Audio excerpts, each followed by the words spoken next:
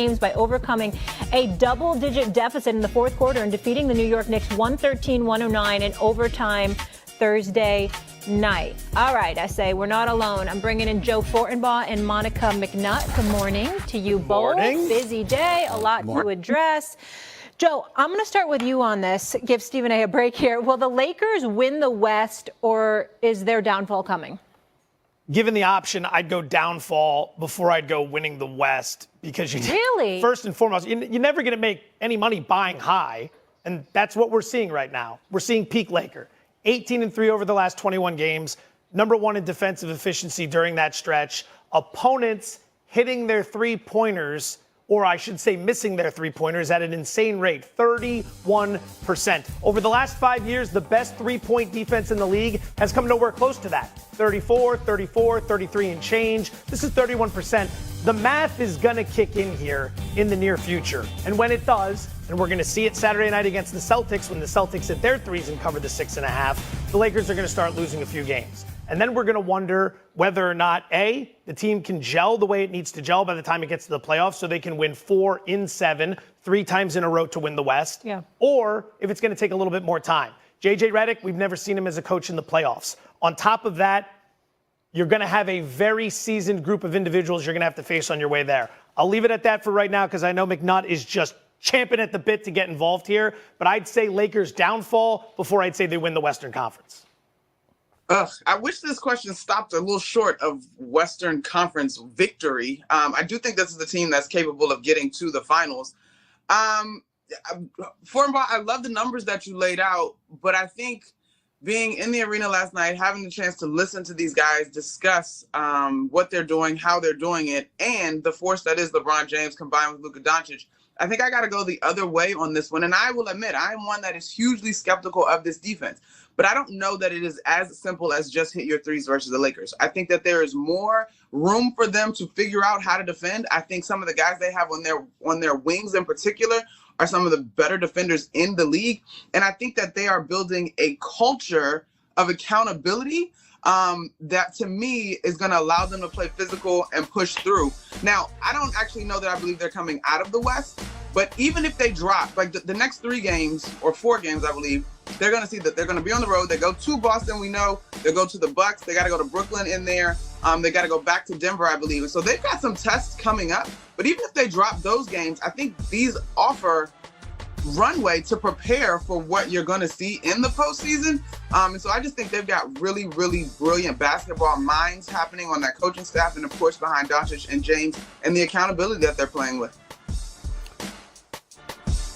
I don't see a Lakers downfall coming unless you're talking about them running into Oklahoma City prematurely.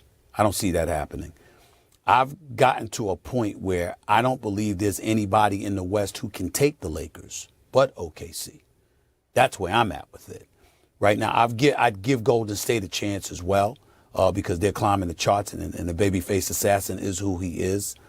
But I just look at it from this standpoint. The way LeBron and Luka are flowing, there's little margin for error with opposing teams.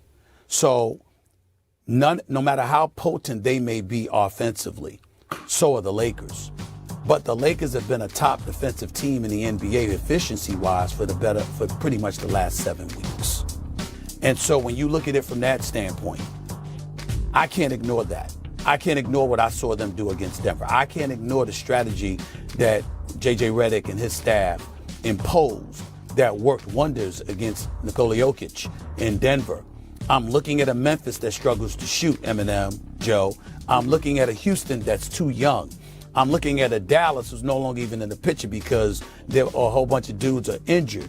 I'm looking at the Clippers, even though James Harden, turned back the clock, the Lakers have had their way with them. They've lost all 4 games to the Suns, for crying out loud. So I'm looking at all of these things right now, and I'm just saying to myself, it's going to come down to the Lakers and OKC. Now, OKC to me is a better team. They have more depth. They've got a superstar in Shai Gilgeous-Alexander. They've got some weapons who can put the ball in the hole offensively. The pickup of Hartenstein, obviously joined with Holmgren and Caruso, and what they do defensively has upgraded them significantly. but it's still unproven because I remember in the playoffs last year, you had a few guys for OKC that didn't show up and they left SGA hanging. They can't do that this time around. OKC should be the favorite, but they got to all come and play in order to knock off the Lakers. Otherwise, LeBron James and Luka Doncic are going to the finals. The best case for the Lakers is the fact that they could have an extraordinary path to get to the Western Final. If it ends today, you open with Minnesota, which is a winnable series, and then you draw the winner of Houston and Memphis. Memphis, who doesn't play any defense whatsoever anymore, and Houston, who's fading big time down the stretch, although that was a nice win over New Orleans late last night when they had to put it on them in the third and fourth quarter.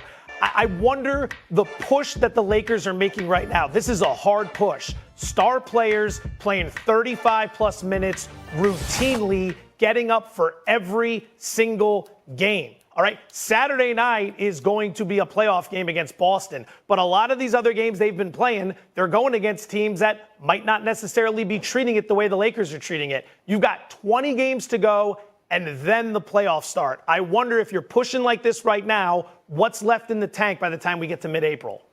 And I think that's a fair discussion point, but I actually think last night's performance of this defense was sort of another notch in their belt, so to speak. Like, this is an offense that's been top five. It's been powerful. Jalen Brunson was playing great.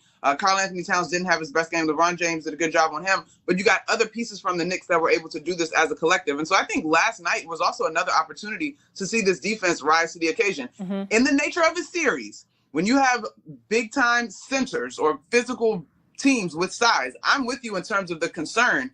But I think that what we're seeing is legit. And you just laid out some of the matchups that could be very favorable for the Lakers. The one thing I also want to point to, Joe, is this, and it's a masterful job. Watching them on the basketball court last night, you marveled at some of the things you saw. They had defensive lapses last night. It wasn't their greatest moment, no question about it. But you see, although they're undersized as a front line, if you look at the first four positions, they have size. They've got size at both guard spots. They've got size at both forward spots because LeBron is a legit 6'9", and you're looking at Luka Doncic as a legit 6'7", and Austin Reeves is not like he's mini-me or something, only 6 feet. No, he's got some size on him. Dorian Finney-Smith, Jared Vanderbilt, all of this stuff. You're watching them, and their quickness of foot and their ability to front and double, but also race out to defend perimeter shooters, etc. They have an ability that most teams don't have. And then I bring up the issue of making sure that you don't make mistakes. You got to be very cautious. That could make you a bit tight. They will exploit everything offensively. The Lakers have that potency. So because of that, it makes you tight offensively because you know you can't afford to make mistakes and give that offense the ball. That's where I think the Lakers have the advantage. All right, the Lakers have been on a tear, but I want to get to the other side of things because it's been a tough stretch for the Knicks. And Monica, I'm coming to you because no one's following them more closely than you are. And frame game, I see you, girl. Knicks star Jalen Brunson injured on a drive in overtime, twisting his right ankle. Monica, how much trouble is New York in? This is huge, Molly, and I don't think I have to say that I think the organization understands that. Now, we all know in sports you don't have the opportunity to make mistakes or excuses, really. And last year during this West Coast road trip, Deuce McBride emerged. He had a terrific run over the West Coast road trip. This year you've seen Cameron Payne come in and give this team really good minutes at backup point guard as well. But there's a reason that Jalen Brunson was a second-time All-Star this year. There's a reason that he's going to be All-NBA. There's a reason that he's leading the league in terms of clutch points when ball games are tight. He is one of two consistent playmakers for others